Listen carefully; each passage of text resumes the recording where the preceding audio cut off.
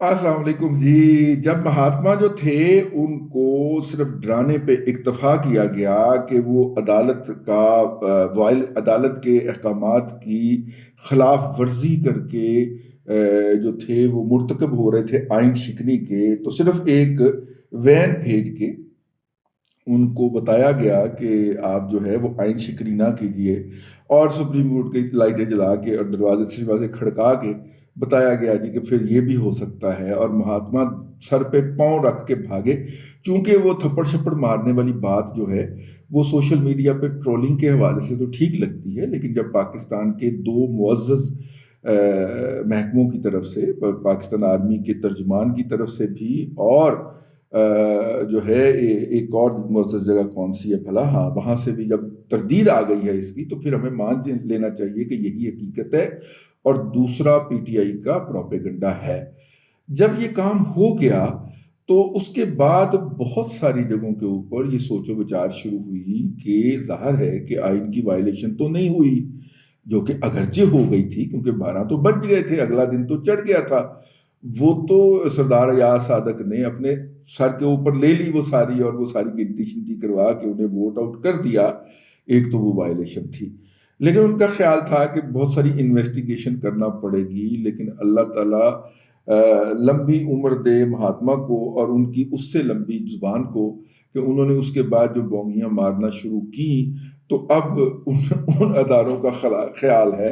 कि अब उन्हें किसी इन्वेस्टिगेशन की जरूरत नहीं है। माजी को तो छोड़ें, ये जो हाल में जो कुछ कही जा रहा है वो मवाद ही काफी होगा महात्मा की, जो वो क्या कहते हैं, गोशमाली के लिए, महात्मा की गोशमाली के लिए वही मवाद काफी होगा। इसके अंदर वो जो हलफ उठाते हैं और हलफ के तहत वो जो सरकारी राज जो हैं उन्हें अफशा ना करने के ऊपर वो होते हैं, उस कानून की भी वायलेशन हो रही है, उसको भी नोट किया जा रहा है। आइन की जो मोअज़्ज़ज़ अदारा है सुप्रीम कोर्ट, और ये जो साहब हैं, ये इन्हें इस अमर का अंदाज़ा नहीं है। और शायद फवाद चौधरी जो है, जो कि कहने को तो कहता है कि मैं कानूनदान हूँ, और उनका भाई तो है, वो तो एडिशनल एडवोकेट जनरल भी है, ये इन दोनों को समझाना चाहिए कि अभी वो जो रेफरेंस भेजा था वजाहत के लिए प्रेसिडेंट की तरफ से, वो भी सुप्रीम कोर्ट में ही पेंडिंग है,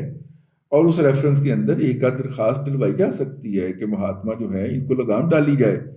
और क्या पता कि मोसेस जज जो है, मोसेस बेंच जो है, वो फैसला देते हुए वो कहे कि ये दंदान साज,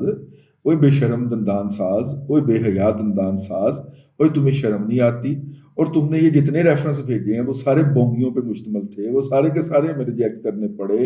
इंक्लूडिंग काजी फायज ईसा के खिलाफ भेजा जाने वाला रेफरेंस, और वो हमने उल्टा के तेरे मुंह पे मारा दंदान साज, और फिर भी तुम्हें शर्म नहीं आती कि तू अपने ओहदे से इस्तीफा दे के घर ही चला जा।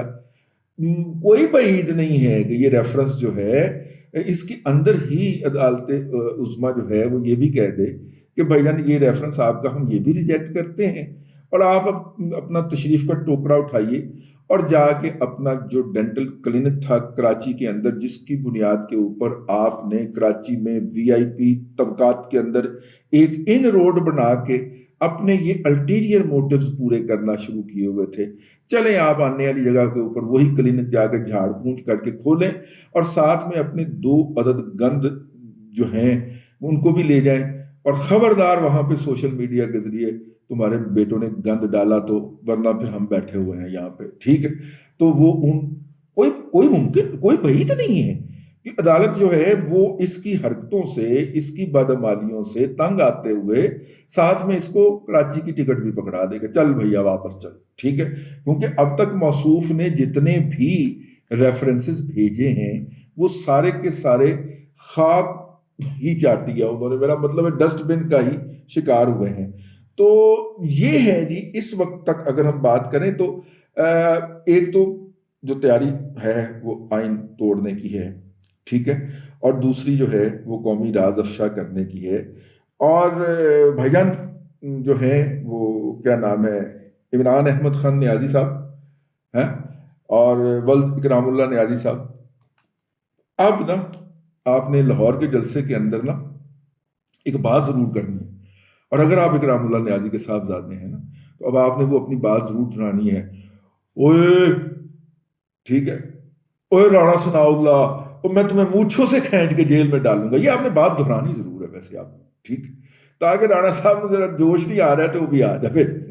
رانا صاحب کا منہ جڑا ہے نا وہ فی الحال شہری آر فریدی وال ہویا ہوا ہے. لیکن میری اطلاع ہے کہ فرمائشی طور پہ انہیں مراد سعید کی طرف نظر ڈالنے کا کہا گیا ہے، اور وہ میں اپنے ولاگ میں بتا چکا ہوں کہ وہ فرمائش جو ہے وہ میرا مطلب ہے کہیں سے آئی ہے. تو لیکن رانا صاحب دیکھنا ہے کی کہندا جے، ٹھیک ہے، لاہور کے اندر نا اگر بھائی تم ہو نا تو پھر کہنا ضرور ایک دفعہ کہ اوے رانا ثناء اللہ میں تمہیں مونچھوں سے پکڑ کے جیل میں ڈالوں گا. وہ تو آپ نے ڈالا اور وہ نکل بھی آیا. خیر اینی وے، یہ جو ہے نا جی، میں خبر پوائنٹ اس میں یہ ہے بقول سید عمران شفقت زنجانی کے، پوائنٹ اس میں یہ ہے کہ ایک تو آئین توڑنے کی بات کے اوپر سوچ بچار کیا جا رہا ہے کہ اس کے تحت ان کو پکڑا جائے، اور جبکہ دوسرا اسکول آف تھاٹ ہے وہ کہتا ہے کہ باقی اتنی زیادہ چیزیں ہیں اور جو کہ کھلی پڑی ہیں، جس کے اندر جو ہے وہ بہت ساری ایسی ٹرانزیکشنز ہیں. ایف آئی اے کے پاس ایک رپورٹ پڑی ہوئی ہے، رانا صاحب وہ نکلوا سکتے ہیں کہ جتنی بھی کرپشن روزانہ کی بنیاد پہ ہوتی ہے. آپ کو یاد ہے یہ کہا کرتا تھا کہ روزانہ 12 ارب روپے کی منی لانڈرنگ ہوتی ہے، تو یاد کیجئے فقیر کا وہ فکرہ، لمحہ موجود میں جو جرم یہ کر رہے ہوتے ہیں بعین ہی اس کا الزام دوسرے پہ لگا رہے ہوتے ہیں. میری اطلاع کے مطابق، اور بڑی اتھینٹک اور بڑے لیول سے یہ اطلاع ہے کہ موصوف 10 سے 12 ارب روپے کی مبینہ، میں مبینہ کہہ رہا ہوں کیونکہ سورس جو ہے اپنی جگہ کے اوپر، لیکن مطلب اتنی ایک کرپشن جو تھی، وہ منی لانڈرنگ جو تھی، وہ اس کے اندر ملوث پائے گئے. اچھا، اب دنیا کے اندر ایک نئی ٹیکنالوجی ہے بلاک چین ٹیکنالوجی، جس میں آپ بعض صورتوں کے اندر پورے بینکنگ سسٹم کو دھوکا دے کے سائڈ سے ہو کے نکل جاتے ہیں. ٹھیک ہے، تو اگر آپ کو یاد ہو سعودی عرب کے اندر ایک انویسٹمنٹ کانفرنس ہوئی تھی جس کا ویسٹ اور امریکہ نے بائیک آؤٹ کر دیا تھا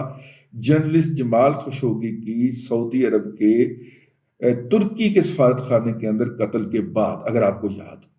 تو اس کانفرنس کا چونکہ سب نے کر دیا بائیکاٹ، تو پھر ہم نے فون کیا کہ جی ہم آ جاتے ہیں پہلے. ٹھیک ہے، تو انہوں نے کہا کہ ہاں کوئی نہیں آ رہا تو چلو آپ ہی آ جاؤ. ٹھیک ہے، انہوں نے یو اے ای، قطر اور کویت اور اس طرح کے اپنے جماعتوں کو بٹھا کے، مصر اور سوڈان وغیرہ کو بٹھا کے، تو انہوں نے یہ والی حرکت فرمائی کہ چلیں پاکستان آئے گا ذرا رونق لگ جائے گا، عالم اسلام کا اتنی بڑی معیشت ہے. تو انہوں نے ہمیں بھی دعوت دے دی وہاں پہ جانے کی، اور یہ گیا. اور اس کی تقریر کے اندر اس نے باقاعدہ کہا کہ اب اسلامی ممالک کو ایک دوسرے کے ساتھ بلاک چین ٹیکنالوجی کے ذریعے ٹرانزیکشن کرنے چاہیے. میں کیا جاہل کا بچہ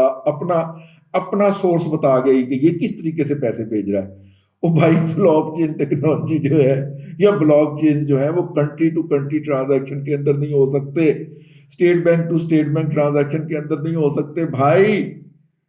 اور تمہیں کسی نے عقل نہیں تھی کہ دتی بھی ہوئے گی تینے کتوں لینی سی بھائی. دو ممالک کے درمیان جب ان کے مرکزی بینک جو ہوتے ہیں، جو اسٹیٹ بینکس جو ہوتے ہیں، جو سینٹرل ریزرو بینک جو ہوتے ہیں، ان کے ذریعے جب ٹرانزیکشنز ہو رہی ہوتی ہیں تو اس میں بلاک چین ماما کتوں آ گئی. ٹھیک ہے، تو وہ کہہ رہا تھا اسلامی ممالک آپس میں بلاک چین کے ذریعے موومنٹ کرے اور تیرا بیڑا تر ہے. تمہیں دنیا کے اندر ایگزسٹنگ فائنانشل سسٹم یا لین دین کے نظام کی اے بی سی کا بھی نہیں پتا، لیکن چونکہ جاہل آدمی نے ہر موضوع کے اوپر منہ کھول کے بولنا ہوتا ہے، تو اس نے وہاں پہ اپنی تقریر میں کہہ دیا. میں نے پاس بیٹھے ہوئے تھے میرے دوست، میں کسی دن بتا بھی دوں گا، میں کہا لے بھائی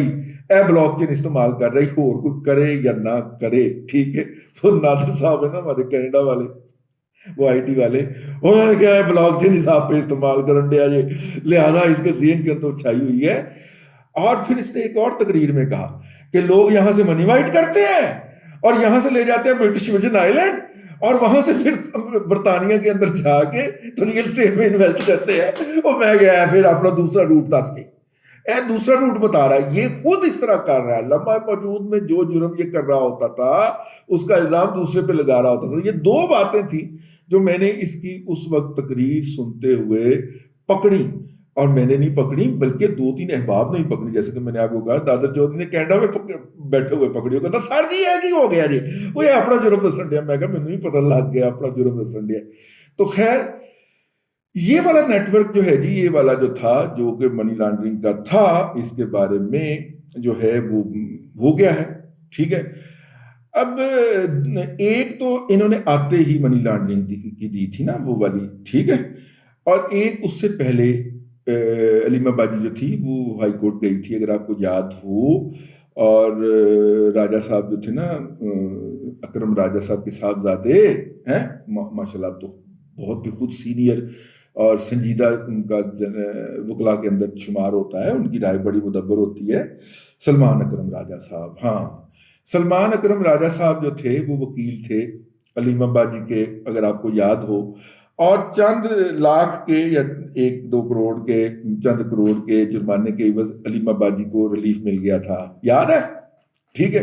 اس کے بعد پھر ایک اور سکیم آئی تھی منی وائٹننگ کی، کہ جس کے پاس بلیک کا پیسہ پڑا ہوا ہے انڈکلیئرڈ، وہ اس کو وائٹ کروا لے، تو علیمہ باجی اس سے بھی مستفید ہوئی تھی۔ چلیں وہ تو قانون ہے کہ جب ایک دفعہ کسی نے اپنا پیسہ ڈکلیئر کر دیا اور اس کے اوپر ٹیکس ادا کر دیا، تو اس کے بعد تو ریاست نے وعدہ کیا ہے کہ ہم اس کو نہیں چھیڑیں گے، تو چلے یہ کوئی عمران خان کی ریاست تھوڑی ہے کہ جو فل اینڈ فائنل سیٹلمنٹ جو 1987 میں ہو چکی ہے انہوں کھول کے بیٹھ جائے، یہ کوئی عمران خان کی یا یہ کوئی ثاقب نصور کی ریاست تھوڑی ہے، عدالت تھوڑی ہے کہ وہ اس ٹرانزیکشن کو کھول کے بیٹھ جائے، ٹھیک ہے۔ لیکن چلے ریاست اس کو تو نہ کھولے، لیکن یار جو ایف آئی اے کے ہونہار افسروں نے اپنی جان خطرے میں ڈال کے ان پیسوں کی ٹرانزیکشن کی، جو پوری منی ٹریل اکٹھی کی ہے اور وہ ایک فائل کے اندر بند پڑی ہوئی ہے، یار کم از کم وہ تو نکلے گی نا۔ رانا ثناء اللہ صاحب اینک تو بن رہا ہے نا پایا، ٹھیک ہے۔ تو رانا ثناء اللہ صاحب پہلی فرصت کے اندر ان افسروں کو کال کریں، نہیں تو مینوں دسو سجاد مصطفیٰ باجوہ صاحب کی منت میں کر لاگا، وہ جا کے دس دین گے کہ یہو جہاں فائلاں جہڑیاں نے وہ کنے تحقیق کیتی سی اور کنے کتنے لکائیاں سن، تاکہ شہزاد اکبر جو ہے وہ آ کے ان فائلوں کو، ان ثبوتوں کو ضائع نہ کر دے۔ سمجھ تو لگ گئی ہوئے گی نا کہ کن 2 موضوعات کے اوپر موصوف کی آتما رولی جائے گی۔ لاہور کا جلسہ جو ہوگا، مجھے ذرائع نے کہا، میں نے کہا سر تو پھر کیا ہوگا؟ انہوں نے کہا لاہور کا جلسہ آخری بڑک ہوگی، ٹھیک ہے۔ اگرچہ آپ نے کراچی میں بھی دیکھ ہی لیا ہوگا، صفائیاں پیش کرتا رہا ہے، لیکن اس کے زنبیل کے اندر جتنی بڑکیں ہیں وہ لاہور میں آخری دفعہ ہوں گی۔ اس کے بعد وہ ممیائے گا، میں کرتا پھرے گا بکری کے میمنے کی طرح، پھر وہ دھاڑنا بھول جائے گا، اور یہ اوئے توئے تو پھر جو ہے نا یہ اس کی زبان سے آپ نہیں سنیں گے، کیونکہ اس کے اوپر جو ہے وہ اتنی تیزی سے کام ہے ہو رہا ہے۔ وہ لوگ بھی آنکھوں کا اشارہ سمجھتے ہیں، انہوں نے موجودہ حکومت کے آنے سے پہلے ہی کافی زیادہ ہوم ورک جو تھا وہ کر لیا تھا۔ یہ مجھے بہت ذمہ دار ذرائع سے پتہ چلا، وہ حکومت کے ذرائع نہیں ہیں، ویسے بائی پولیٹیکل ذرائع نہیں ہیں، بیوروکریٹک ذرائع ہیں، تب وہ بھی بڑا اندروں ہوئے ہیں، کیونکہ چن کے نالائق، نااہل اور ناکھد لوگ جو تھے، اور نااہل اور کرپٹ لوگ، یعنی کہ جو انہوں نے کرپشن وصول کرنے کے لیے صادق پلازا کے اندر دفتر بنایا ہوا تھا، جنہوں نے کرپشن کے پیسے وصول کرنے کے لیے صادق پلازا لاہور کے اندر اپنے دفتر سے چند گز کے فاصلے کے اوپر دفتر بنایا ہوا تھا، اس طرح کے چن کے کرپٹ لوگ جو تھے وہ مسلط کیے گئے تھے محکموں کے اوپر بھی اور اداروں کے اوپر بھی، اور میرا مطلب ہے کہ وہ بھاگنے کی کوشش میں ہیں ابھی تک تو انہیں او ایس ڈی ہی بنایا گیا ہے۔ رانا صاحب نے چارج لے لیا، تو رانا صاحب ذرا پوچھو نا انہوں نے بلا کے کہ صادق پلازا کیڑا تیرا کاروبار سی جیڑا تو دفتر لیا ہوا سی اور دن میں 2 چکر وہاں کے لگا کے آتے تھے، یہاں سے اٹھ کے جا کے، بنتا تو ہے نا جی؟ ہاں جی پوچھا جائے گا،